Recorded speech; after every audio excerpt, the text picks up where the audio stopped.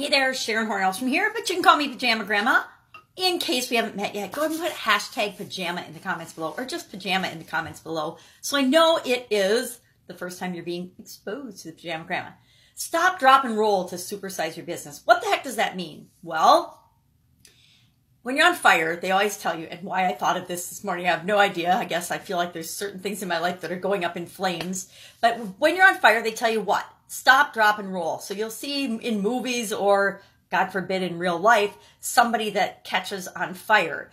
And then they try to run. Your immediate instinct is to run away and to just kind of, I don't know, do people think that running is going to put the fire out? I don't know, but they always teach you stop, drop, and roll. So in our businesses and in our life, sometimes things are on fire. And by on fire, I mean things aren't getting us the results that we want. We're going down the wrong path, or we're beating our head against the wall with something, and we're just not getting the results we want.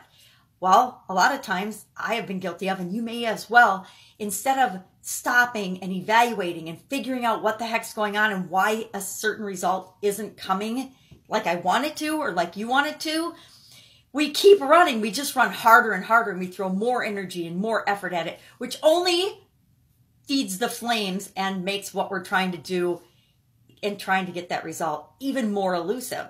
So I'm asking today, how often do you, and how long does it take you to notice if you're going down the wrong road? Now, in big organizations, in some of the big corporations I worked for, we always had something called key performance indicators, which are certain numbers of performance or results that we would look at actually every single day.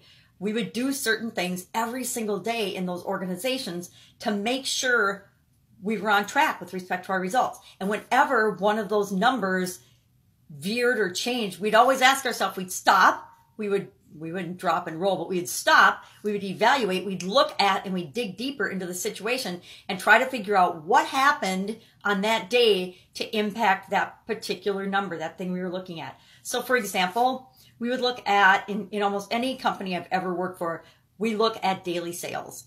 And we would track, because I'm a nerd and I like numbers and data and graphing, we would track daily sales. And we would very easily be able to see on those graphs and on those analysis if our sales had, number one, increased and had a dramatic spike for a reason because we wanted to do more of that, or if for some reason sales were really off and we wanted to ask ourselves, okay, well, what happened today? What was going on today? Maybe it was a legal holiday or something, and so people were out and about more. Or maybe it was a legal holiday and people weren't out and about because they were celebrating the 4th of July or whatever. But we would want to stop and understand why we were getting the result we were getting. How often do you do that for your business? Do you know? How long does it take you to know if you're on the wrong road or if you're doing something that's actually hurting the growth of your business versus helping the growth of your business? So I'm going to encourage you today to, number one, do you have key performance indicators? Do you look at your results? There's a lot of us small business owners, and I was guilty of this in the past.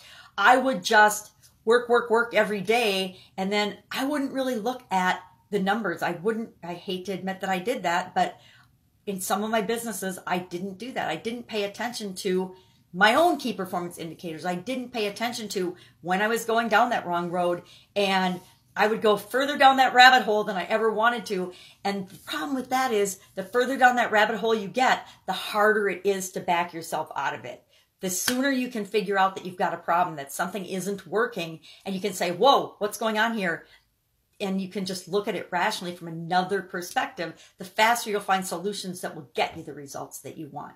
So that's it. Stop, drop, and roll today. And I say stop, drop, rock, and roll today because we really want to get our businesses rocking and rolling, and find ways to trigger your decision making and noticing things sooner so that you're not going down that wrong rabbit hole. All right. I will, of course, catch you tomorrow.